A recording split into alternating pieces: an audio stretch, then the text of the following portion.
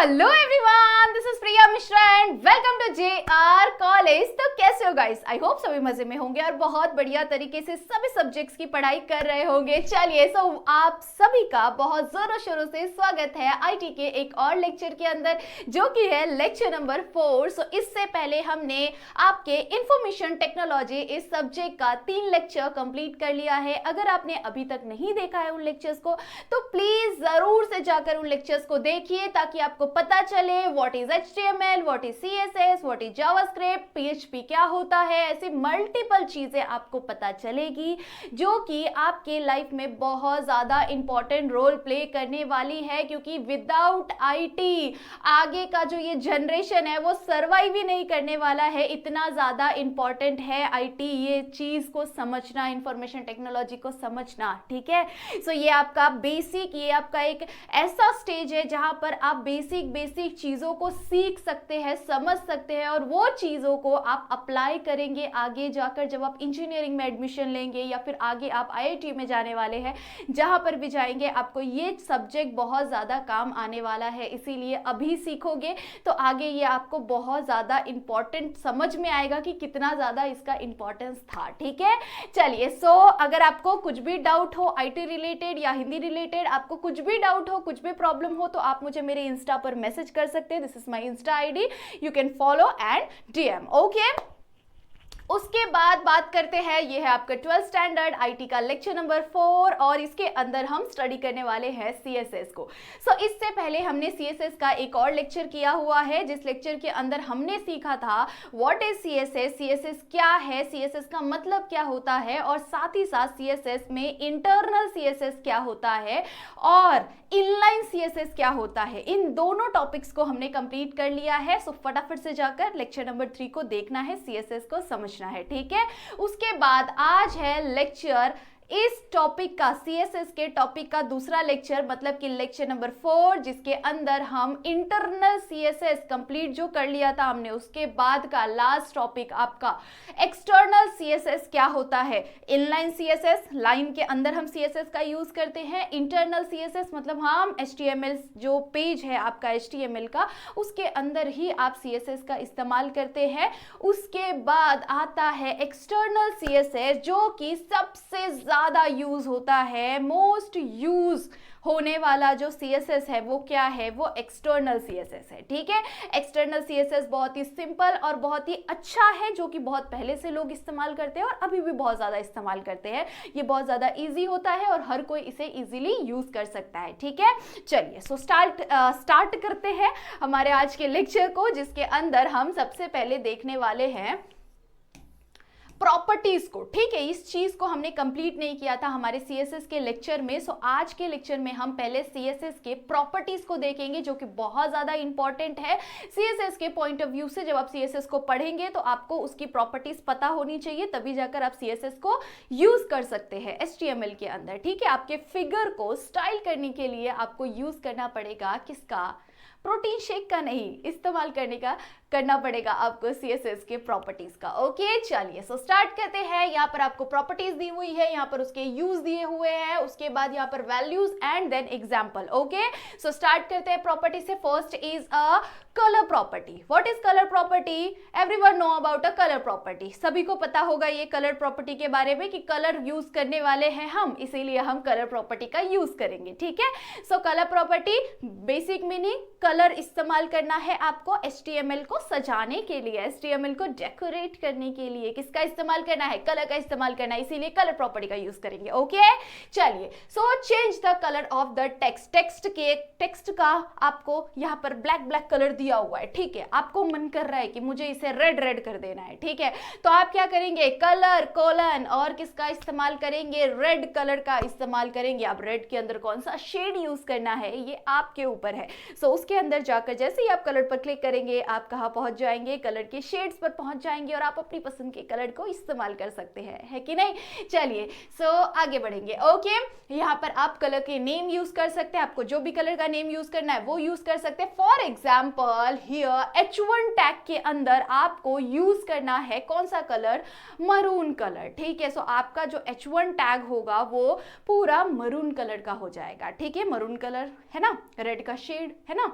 सो आप क्या करेंगे, H1 के अंदर ही आपको वो कलर पूरा आपको दिखने वाला है, ठीक है। आप H1 लिखकर ब्रैकेट के अंदर आपने कलर और कोलन डाल के कलर का नेम लिख दिया, तो आप सोचेंगे कि हमारा पूरा पेज ही वही कलर का हो जाए, तो ऐसा नहीं होगा। ये हम कहाँ पर इस्तेमाल करते हैं, सिर्फ और सिर्फ जहां जहां आपने H1 का इस्तेमाल किया होगा, H1 टैग के अंदर आपने जो जो वर्ड्स को लिखा होगा, जो जो लाइन को लिखा होगा, सेंटेंसेस को लिखा होगा, वहां वहां पर आपका ये कलर अप्लाई हो जाएगा। ओके, चलिए नेक्स्ट देख लेते हैं। Next property is background colour. Okay, so अभी हमने जो कलर देखा था वो किसका था, वो टेक्स्ट का था, ठीक है। हमने जो कलर प्रॉपर्टी अभी समझा, वो कलर प्रॉपर्टी अप्लाई होगा किस पर, टेक्स्ट पर अप्लाई होगा, ठीक है। जब हमें बैकग्राउंड पर अप्लाई करना है, सो हम किसका इस्तेमाल करेंगे, बैकग्राउंड कलर का इस्तेमाल करेंगे, ठीक है। सो बैकग्राउंड कलर यूज होता है पेज के बैकग्राउंड के लिए। क्या बोला हुआ है, to set the background colour on background colour in your website, ठीक है। सो आपका जो वेबसाइट है उस पर, जैसे सपोज कि ये आपका एक वेबसाइट है और इस वेबसाइट पर हमने एकदम लाइट सा कौन सा कलर यूज किया है, जो लाइट ब्लू कलर होता है, आई गेस आपको दिख रहा होगा। सो वो लाइट ब्लू कलर का इस्तेमाल किया है। तो उसी तरह से आपको आपका जो पूरा बैकग्राउंड है, उस बैकग्राउंड में आपको कौन सा कलर यूज करना है, उसके लिए आप किसका इस्तेमाल करेंगे, बीजी कलर, बैकग्राउंड कलर का इस्तेमाल करेंगे, ठीक है। So to set the background of your website. Okay, so colour name आप लिखेंगे एंड यहाँ पर आप लिखेंगे बॉडी के अंदर, मतलब कि आपका जो पूरा बॉडी है, ठीक है, आपका जो वो पूरे वेबसाइट का, हम जो भी चीजें लिखनी होती है हमें, ठीक है, जो भी चीजें हमें हमारे वेबसाइट के ऊपर डालना होता है, लिखना होता है, इमेजेस हो या टेक्स्ट हो या कोई लिंक हो या कुछ भी हो, जो भी चीजें ऐड ऑन करनी है, वो हम किसके अंदर लिखते हैं, कौन से टैग के अंदर लिखते हैं, बॉडी टैग के अंदर लिखते हैं, ठीक है। ये सारे बेसिक्स, ये सारी चीजें मैंने आप लोगों को लेक्चर 1, लेक्चर 2, लेक्चर 3 के अंदर बता दिया है, ठीक है।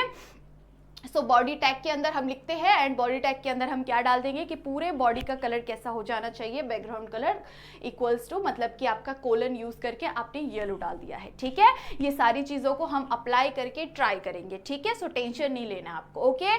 उसके बाद फॉन्ट का विड्थ, ठीक है, फॉन्ट का विड्थ आप डालेंगे, आपको कितना उसका विड्थ चाहिए, बोल्डनेस उसका कितना चाहिए, मतलब उसकी चौड़ाई कितनी होनी चाहिए, उस कितना बोल्ड होना चाहिए, 100 से लेकर आप 900 तक में डाल सकते हैं, ठीक है। ये डिपेंड्स ऑन यू, ओके। चलो नेक्स्ट यहाँ पर आपने डाल दिया है पैराग्राफ के अंदर, ठीक है। आप H1 के अंदर डाल सकते हैं, आपकी मर्जी, ठीक है। आप पैराग्राफ के अंदर डाल सकते हैं H2, H3, H4, H5, H6 तक कहीं पे भी डाल सकते हैं, ठीक है।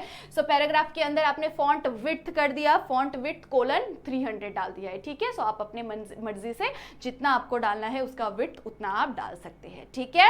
उसके बाद आ जाता है फॉन्ट स्टाइल। फॉन्ट स्टाइल मतलब फॉन्ट का स्टाइल कैसा होना चाहिए, यहाँ पर ये आपको यूज होगा कहाँ पर, जैसे इटैलिक हो गया है ना। सो आपको कौन सा किस स्टाइल का आपको फॉन्ट चाहिए, फॉन्ट के अलग अलग स्टाइल्स होते हैं ना।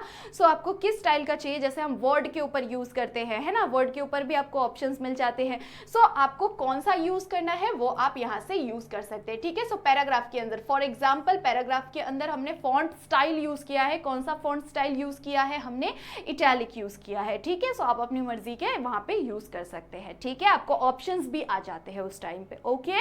नेक्स्ट आ जाता है हमारे पास text decoration. Okay, so text decoration के अंदर आप क्या क्या कर सकते हैं, मल्टीपल चीजें हैं, मल्टीपल आपके पास ऑप्शंस आ जाते हैं, अंडरलाइन करने का, ओवरलाइन का, उसके मतलब उसके किस तरह से आपको लाइन डालना है, क्या करना है, ऐसे मल्टीपल ऑप्शंस आपको आ जाते हैं, ठीक है। सो यहाँ पर आपके पास मल्टीपल ऑप्शंस है, ठीक है। इन ऑप्शंस को हम क्या करेंगे, रन करके ट्राई करेंगे, ठीक है। मतलब कि कोड के अंदर हम जरूर से इनको ट्राई करने वाले हैं, ओके। सो यहाँ पर आप लोग देख सकते हो, यहाँ पर एग्जाम्पल के अंदर नन डाल दिया है, मतलब उसको टेक्स्ट के ऊपर कुछ भी डेकोरेशन नहीं करना है, ठीक है। चलिए आगे देख लेते हैं। नेक्स्ट है हमारे पास टेक्स्ट अलाइन, ठीक है। सो अलाइनमेंट कैसा होना चाहिए उसका, सेंटर हो, लेफ्ट हो, राइट हो, कहाँ पर चाहिए आपका लिखा हुआ जो है वो आपको यहाँ चाहिए, यहाँ चाहिए या यहाँ पे चाहिए। सो वो आप पे डिपेंड करता है। चलिए, सो यहाँ पर आपको इसका यूज करेंगे, कहाँ पर यूज करेंगे, लेफ्ट, राइट, जस्ट, सेंटर, ठीक है, और जस्टिफाई भी आप कर सकते हैं। जस्टिफाई मतलब कि सब कुछ एकदम प्रॉपर एक ही लाइन में आ जाना, ठीक है। सो यहाँ पर आपने H1 के अंदर जो भी चीजें लिखी हुई है वो आपको कहाँ चाहिए, सेंटर के अंदर चाहिए, ठीक है। सो आपने टेक्स्ट अलाइनमेंट डाला, टेक्स्ट अलाइनमेंट के अंदर H1 टैग के अंदर आपने क्या लिखा है, H1 के अंदर आपने सेंटर लिख लिया, मतलब जो भी आपने H1 के अंदर लिखा होगा वो कहाँ पर आ जाएगा, सेंटर में आ जाएगा, ठीक है। आई होप सो आपको समझ में आ रहा होगा, ठीक है। अगर मैं बहुत फास्ट जाती हूँ तो आप मुझे कमेंट सेक्शन में बता सकते हैं, नेक्स्ट लेक्चर से मैं बहुत स्लोली पढ़ाऊंगी, ठीक है। अगर मैं बहुत ज्यादा स्लो जा रही हूँ तो वो भी आप कमेंट सेक्शन में बता सकते हैं, और अगर मैं परफेक्ट हूँ तो प्लीज वो भी कमेंट सेक्शन में बता सकते हैं, ठीक है। सो प्लीज जरूर से बताइए कि आपको लेक्चर कैसा लग रहा है, क्योंकि मैं वेट करती हूँ आपके कॉमेंट्स का कि यस मैम हमें अच्छा लगा लेक्चर, हमने ये चीज सीखी या चीज समझी हमने। सो वो सारी चीजों का मैं बहुत ज्यादा वेट करती हूँ कि आप कुछ तो भी कमेंट करें, एटलीस्ट मेरे लिए एक हार्ट तो कमेंट कर सकते हैं, है ना। सो बस सिंपली एक हार्ट तो कमेंट कर दो ताकि मुझे पता चले कि हाँ मेरा लेक्चर आपको समझ में तो आ रहा है, आपको अच्छा लग रहा है, ठीक है। सो ये चीज जरूर करिए, कमेंट करना प्लीज मत भूलिए, बस आपको 1 सेकेंड का टाइम लगेगा, एक जस्ट क्लिक करना है आपको, ठीक है। चलिए आगे देख लेते हैं font family. Okay, so font family के अंदर this is use to control the fonts, ये फॉन्ट्स को कंट्रोल करने के लिए यूज होता है, ठीक है। फॉन्ट का नेम लिख लेना है आपको, एरियल चाहिए, कैसा चाहिए वो आप क्या कर सकते हैं, फॉन्ट फैमिली में से कौन सा आपको चाहिए वो आप यहाँ पर यूज कर सकते हैं, ठीक है। सो आप पैराग्राफ के लिए यूज करिए, या H1 या H2 या H3 H4 H5 किसी के लिए भी यूज करो, ठीक है। चलिए आगे देख लेते हैं मार्जिन। यहाँ पर आप मार्जिन डाल सकते हैं, margin left, set the margin area to the left side of the element, जो एलिमेंट है उसके लेफ्ट साइड में आपको मार्जिन कितना डालना है, या राइट साइड में आपको कितना मार्जिन डालना है, उसके लिए आप यहाँ पर यूज कर सकते हैं, ठीक है। पिक्सल PT CM, ठीक है। सो यहाँ पर H1 के अंदर डाला हुआ है 10 पिक्सल, ठीक है, 10 px, ओके। सो इस तरह से क्या कर सकते हैं, इन प्रॉपर्टीज का यूज कर सकते हैं। मैं आप लोगों को ये सारे प्रॉपर्टीज का यूज कैसे करना है वो भी मैं आपको अभी VS कोड पर हम कोड को रन करते टाइम देखेंगे, ठीक है। आई होप सो आप सभी ने जरूर से VS कोड को अब तक डाउनलोड कर लिया होगा। अगर आपके पास लैपटॉप या PC नहीं है तो इसके लिए मैंने ऑल्टरनेटिव ऑप्शन दिया हुआ है कि आप कहाँ पर यूज कर सकते हैं, मोबाइल के ऊपर भी यूज कर सकते हैं। मोबाइल के ऊपर मैंने एक आपको ऐप बताया था, उस ऐप के ऊपर आप क्या करेंगे, डाउनलोड करेंगे एंड कोड को जैसे हम नॉर्मल VS कोड पर परफॉर्म करते हैं उसी तरह से सेम आप क्या करेंगे, फोन पर परफॉर्म करेंगे और आपको एग्जैक्ट सेम आपको आंसर वहां पर दिखाई देगा, ठीक है। आपको सेम वहां पर आप रन कर सकते हैं, रन बटन है वहां पर आप रन करेंगे तो आपको कोड ऑटोमेटिकली बहुत सुंदर तरीके से जैसा आप वेबसाइट डिजाइन करेंगे वैसा ही आपको वो शो करेगा, ठीक है। चलिए आगे देख लेते हैं, कुछ और प्रॉपर्टीज है, बस थोड़े से 2-4 और प्रॉपर्टीज है उसे भी पढ़ लेते हैं, ठीक है। फॉन्ट साइज, अब फॉन्ट साइज से आप क्या कर सकते हैं, फॉन्ट के साइज को डिसाइड कर सकते हैं, आपको कैसा फॉन्ट साइज चाहिए, बहुत ज़्यादा बड़ा चाहिए, बहुत ज़्यादा छोटा चाहिए, तो वो सारे फॉन्ट के साइजेस को मीडियम चाहिए, आप जैसा भी आपको फॉन्ट का साइज चाहिए वो आप यहाँ से डिसाइड कर सकते हैं, ठीक है, डाल सकते हैं, ओके।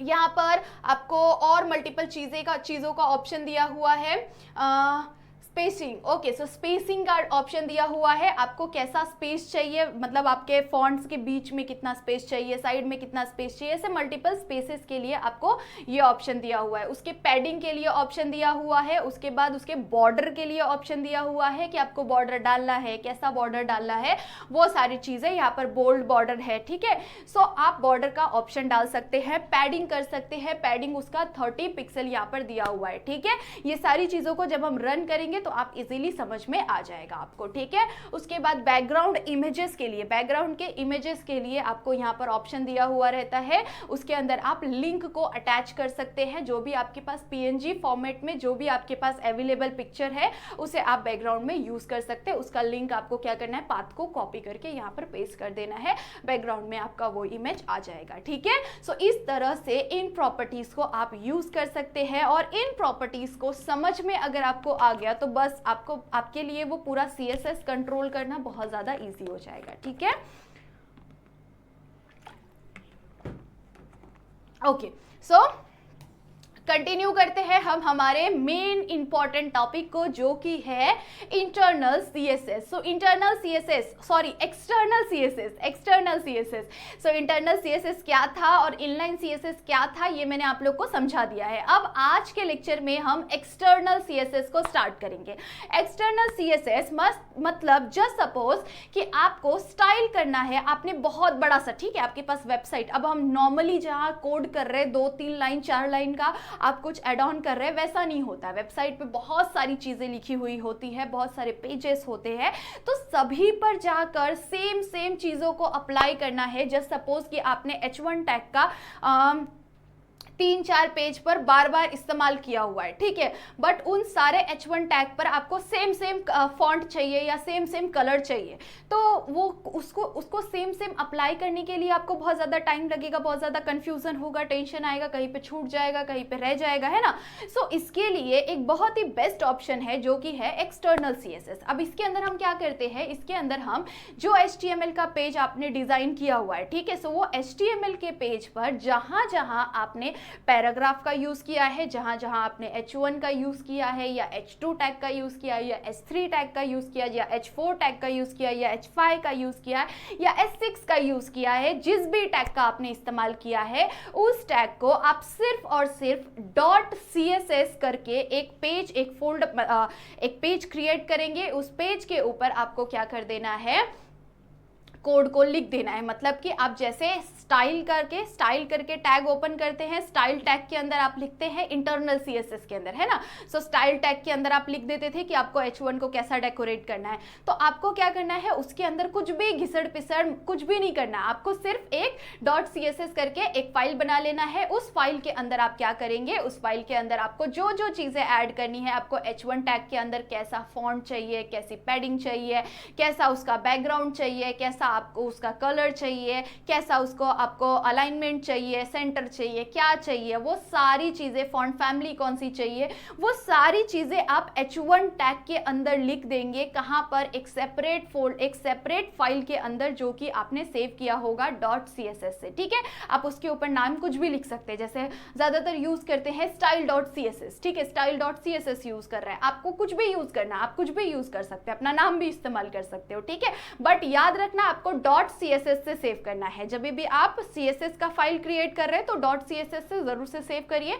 जब भी आप HTML का फाइल क्रिएट करते हैं तो .html से जरूर से सेव करिए, ठीक है। जावास्क्रिप्ट पर जाएंगे तो तब मैं आप लोग को जरूर से बताऊंगी .js से करते हैं उसको सेव, ठीक है।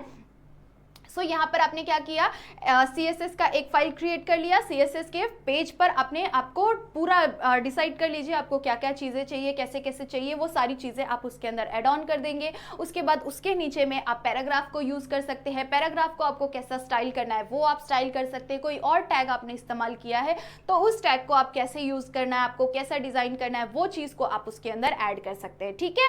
सो वो सेपरेटली एक पेज हो जाएगा, बस आपको लास्ट में क्या करना रहेगा, उस पेज को स्टाइल कर लिया, देन आपको उसका जो लिंक रहेगा उसे आपको क्या करना है, URL को कॉपी कर देना है, ठीक है। URL करके आपको HTML के अंदर डालना है और आपको वहां पे बस डबल कोट के अंदर उस URL को डाल दिया आपने, वो दोनों एक दूसरे से लिंक हो गया। आपने जो जो वहां पर चेंजेस करेंगे वो यहाँ पर आपके पेज के ऊपर चेंजेस हो जाएगा। बहुत ज्यादा बढ़िया है, बहुत ज्यादा मजेदार है, बहुत ज्यादा अच्छा है। इसकी हेल्प से आप बहुत सारे और भी नई नई चीजें कर सकते हैं और बहुत ही सिंपली कर सकते हैं, ठीक है। सो अभी हम कोड के अंदर भी देखने वाले हैं, ठीक है। चलिए, सो यहाँ पर आपको क्या बोला हुआ है, the external style sheet getting use when you want to make changes on a multiple pages, ठीक है। एक्सटर्नल स्टाइल शीट का यूज कहाँ पर होता है, इंटरनल स्टाइल शीट या इनलाइन स्टाइल शीट हमने देखा हुआ है, बट एक्सटर्नल स्टाइल शीट का यूज कहाँ पर होता है, एक्सटर्नल स्टाइल शीट का यूज वहां पर होता है जब हमें मल्टीपल पेजेस पर चेंजेस करने होते हैं और हर एक पेज पर चेंजेस करना डिफिकल्ट होता है। इसीलिए हम क्या करते हैं, .css से एक फाइल क्रिएट करते हैं, उसके अंदर हम क्या कर देंगे, जो भी चेंजेस हमें करनी है वो सारी चेंजेस हम एक ही पेज पर करेंगे और वो पेज ऑटोमेटिकली यहाँ पर लिंक रहेगा और लिंक रहने की वजह से क्या हो जाएगा, जो जो चेंजेस हम यहाँ करेंगे वो चेंजेस हमारे मल्टीपल पेजेस पर ऑटोमेटिकली हो जाएगा, ठीक है। चलिए, the facility to change the look of the entire website by changing just one file. एक फाइल पर, मतलब सिर्फ एक CSS के फाइल पर आप चेंजेस करेंगे तो आपके मल्टीपल फाइल पर वो सारे चेंजेस आपको ऑटोमेटिकली दिखाई देने वाला है। सो ये चीज़ बहुत ज़्यादा ईजी हो जाती है जब आप कोई बहुत बड़ी वेबसाइट क्रिएट कर रहे हैं, ठीक है। जब भी आप वेबसाइट बनाएंगे तो उस टाइम पर सबसे ज़्यादा यूज़ होने वाला जो CSS है वो आपका एक्सटर्नल CSS होगा, क्योंकि मल्टीपल पेजेस रहेंगे आपके पास और हर एक पेज पर जाकर सेम चेंजेस करना मुश्किल हो जाता है। इसीलिए एक ही बार में एक ही पेज पर चेंज करेंगे और वो सारे पेजेस ऑलरेडी ऑटोमेटिकली बढ़िया तरीके से चेंज हो जाएगा, ठीक है। उसके बाद it use the tag on every page and the tag should be put inside the head selected, ठीक है। सो ये जो हेड टैग जो सिलेक्टेड रहेगा, हेड के अंदर जो बॉडी टैग्स रहता है, जैसे हेड टैग है, हेड टैग के अंदर हम क्या डालते हैं, हेड टैग जब अपना हो जाता है उसके बाद हम बॉडी टैग ओपन करते हैं। बॉडी टैग के अंदर हम मल्टीपल अपना टैग्स यूज़ करते हैं, जैसे H1 हो गया या पैराग्राफ हो गया, ऐसे मल्टीपल टैग्स को यूज़ करते हैं, ठीक है। सो आपको सिंपली क्या कर देना है, बस एक स्टाइल टैग यूज़ कर देना है, मतलब .css के फाइल में बस आपको सिंपली वहाँ पर जो भी चीज़ें डालनी है वो सारी चीज़ें आप वहाँ पर यूज़ कर सकते हैं, ठीक है। यहाँ पर हम एक एग्जाम्पल से भी समझने वाले हैं। दिस इज एग्जाम्पल, ठीक है। यहाँ पर डॉक टाइप HTML मतलब हमारा जो नॉर्मल कोड होता है HTML का, वो सिंपल कोड आपको यहाँ पर बताया है और उसके साथ साथ आप लिंक कहाँ पर अटैच करेंगे वो यहाँ पर आपको बताया हुआ है, ठीक है। सो यहाँ पर हमारा HTML टैग, उसके बाद हेड टैग के अंदर आप अपना URL डाल देंगे और हेड टैग क्लोज हो जाएगा। बॉडी टैग के अंदर आपको जो भी लिखना है वो आप बॉडी टैग के अंदर लिख देते हैं, बॉडी टैग क्लोज हो जाता है, उसके बाद आपका HTML क्लोज हो जाता है, समझा। डॉक टाइप HTML हम नॉर्मली जब भी HTML का कोई भी कोड लिखते हैं तो डॉक टाइप HTML लिखते हैं, उसके नीचे आपका ओपन हो जाता है HTML के नीचे आपका हेड टैग ओपन हो जाता है। और जब भी आप एक्सटर्नल CSS का यूज करेंगे तो एक्सटर्नल CSS के अंदर आपने क्या क्या चेंजेस किए हुए हैं वो सारी चेंजेस आप .css करके जो फाइल कर रहे हैं ओपन, उस फाइल के अंदर आपने जो जो चीज़ें डाली हुई है वो आपका यहाँ पर HTML के अंदर लिंकअप करना बहुत ज़रूरी होता है। इसीलिए आप यहाँ पे से URL जो है वो आप क्या करेंगे, HTML के अंदर URL को यूज़ करेंगे, ठीक है। सो HTML के अंदर ये जो फाइल है नेम आपका style.css उसको आपने यहाँ पर अटैच कर दिया। अब ये जब आपने लिख दिया तो वो क्या हो गया, ओके। सो यहाँ पर क्या हो गया, ये ऑटोमेटिकली लिंक हो जाएगा, दोनों style.css लिंक हो जाएगा आपका कौन से पर, यहाँ पर आपका HTML वाले पेज पर लिंक हो जाएगा और फिर दोनों पे मतलब आप CSS पर जो चेंजेस करेंगे वो आपके HTML पेज पर ऑटोमेटिकली चेंज हो जाएगा, ठीक है। सो यहाँ पर आपका बॉडी टैग है, बॉडी टैग के अंदर आपने जो भी लिखा हुआ है वो स्टाइल टैग के अंदर जो भी अप्लाई किया है बॉडी के ऊपर वो सारे चेंजेस बॉडी के ऊपर आपको शो हो जाएंगे, ठीक है। यहाँ पर आपके पास दिया हुआ है एक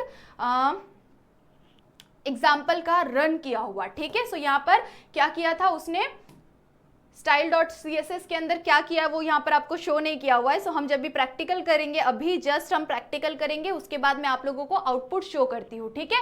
सो स्टाइल के अंदर जो जो आउटपुट के अंदर जो जो चीज़ें करेंगे हम वो सारी चीज़ें आपको आउटपुट के अंदर शो हो जाएगी, ठीक है। आई होप सो आपको समझ में आया होगा। चलो फटाफट से चलते हैं कंप्यूटर स्क्रीन पे, ओके।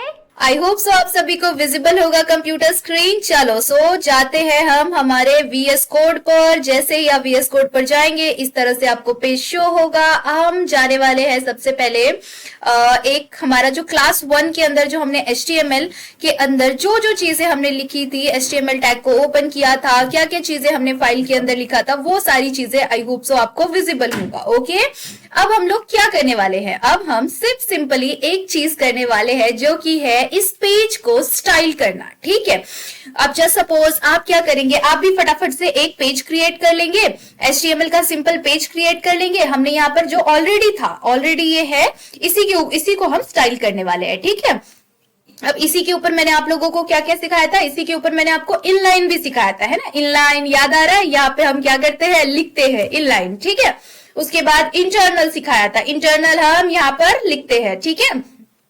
सो इंटरनल भी हो गया हमारा।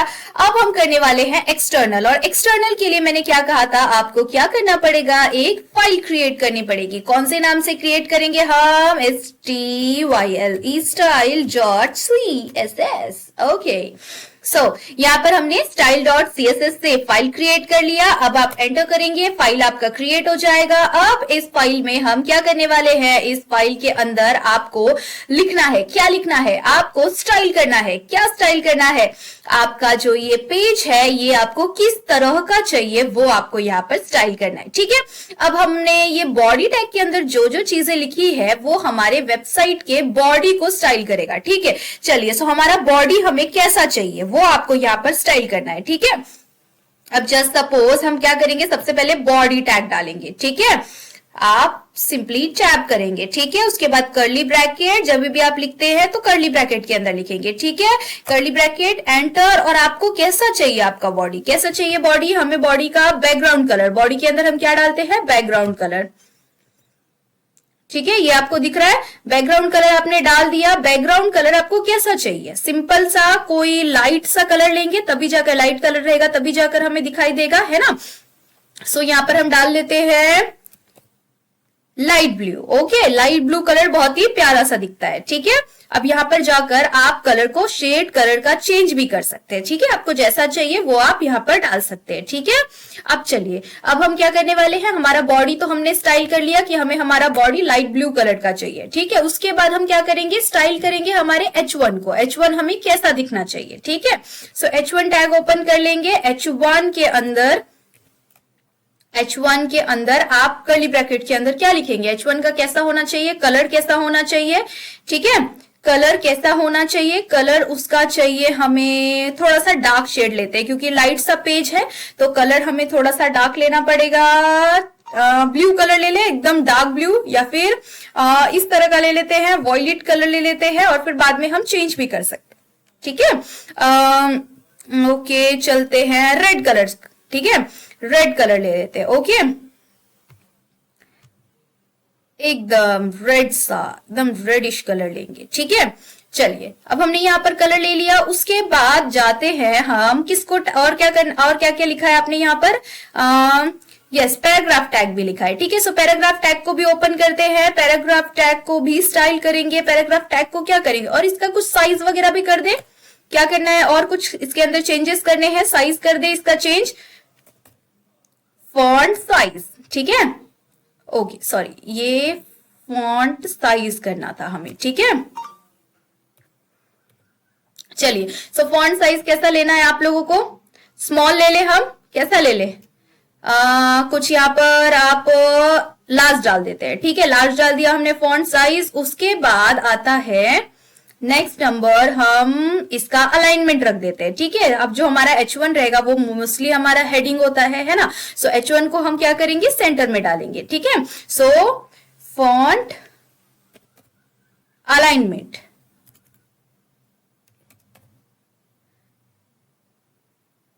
Okay,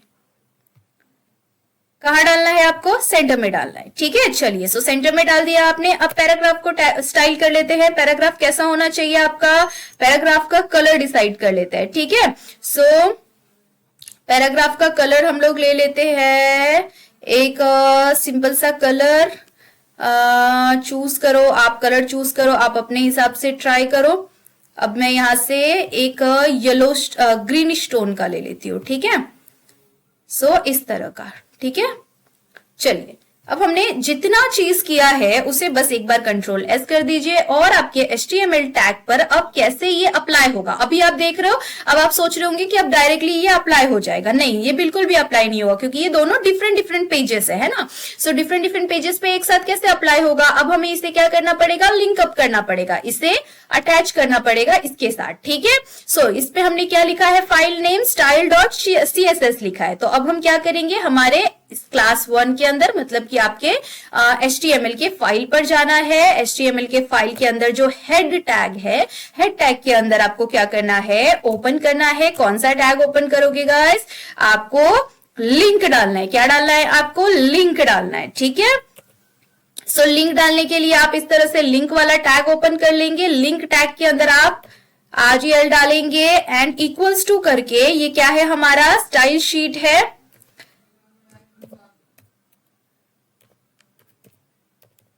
style sheet, and then आप क्या करेंगे, लिंक डालना है आपको उस पेज का, तो HR EF, ठीक है। अब आपका जो ये नेम है CSS फाइल का, आपने जो सेव किया हुआ है नेम, उसी नेम को आपको यहाँ पर क्या करना है, अटैच कर देना है, ठीक है। देखो ये ऑटोमेटिकली आ गया। अब हमें क्या करना पड़ेगा, सिंपली इसे बस कोड को रन कर देना है, ठीक है। इसे अभी क्लोज करते हैं, ठीक है। क्लोज कर दिया हमने। अब हमें कंट्रोल S करके इसे क्या करना है, रन करना है, ठीक है। अब जैसे ही आप रन करेंगे, आप आपके पेज को देखेंगे कि आपने किस तरह से स्टाइल किया और वो आपको कैसा शो हो रहा है। देखो पैराग्राफ हमें शो ही नहीं हो रहा है, ठीक है। करते हैं, अभी हम पैराग्राफ को भी शो करते हैं, ठीक है। यहां पर जाएंगे, आपका पैराग्राफ के कलर को चेंज कर देते हैं, ठीक है। ये फॉन्ट के साइज को हटा देते हैं, ठीक है। अब यहाँ पर आपका जो ये पैराग्राफ का कलर है, इसे आप एकदम डार्किश टोन में ले लेते हैं, ठीक है।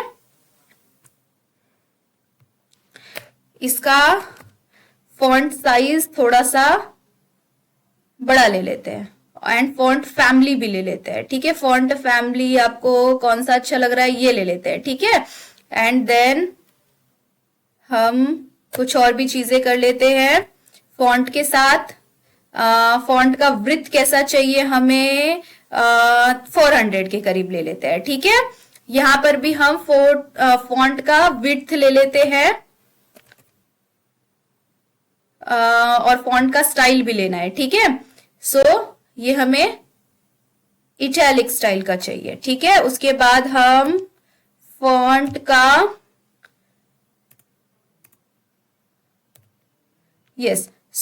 फॉन्ट विड्थ ले लेते हैं लगभग 500 के करीब, ठीक है। चलिए अब हम लोग यहाँ पर क्या करेंगे, अगेन हम कोड को रन करेंगे। चलिए रन करके देखते हैं क्या चीजें हुई है, यहाँ पर कुछ अप्लाई हुआ है कि नहीं हुआ है।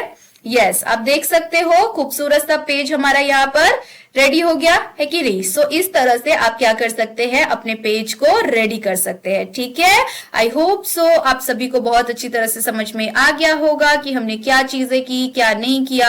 ये सारी चीजें आई होप सो आपको समझ में आ गया होगा, ठीक है। चलिए सो यहाँ पर हम हमारे लेक्चर को ओवर करेंगे और इसी के साथ आपका ये क्लास 4 का लेक्चर कंप्लीट होता है। अगर कुछ भी डाउट है, कुछ भी प्रॉब्लम है तो आप कमेंट सेक्शन में बता सकते हैं। यहाँ पर मेरी इंस्टा आईडी मेंशन है, अगर आपको कुछ भी प्रॉब्लम है तो आप मुझे इंस्टा पर भी डीएम कर सकते हैं, मैं जरूर से रिप्लाई करने का ट्राई करूंगी, ओके। चलिए सो वीडियो को लाइक करना बिल्कुल नहीं भूलना है और मैंने आप लोग को बोला हुआ है कि बस एक सिंपल हार्ट कमेंट कर देना है ताकि मुझे पता चले कि आपको थोड़ा तो भी समझ में आया है। मैं जो भी चीजें पढ़ा रही हूँ आई होप सो आपको समझ में आ रहा है और ये चीजें बताना बहुत जरूरी है क्योंकि मुझे पता चलना चाहिए कि आपको समझ आ रहा है कि नहीं आ रहा, मुझे और क्या किस तरह से आपको पढ़ाना चाहिए, वो सारी चीजें आप मुझे कमेंट सेक्शन में बता सकते हैं, ठीक है। डाउट्स भी कमेंट जरूर से करिएगा, ओके। चलिए सो तब तक के लिए बाय बाय, मिलते हैं इन नेक्स्ट लेक्चर।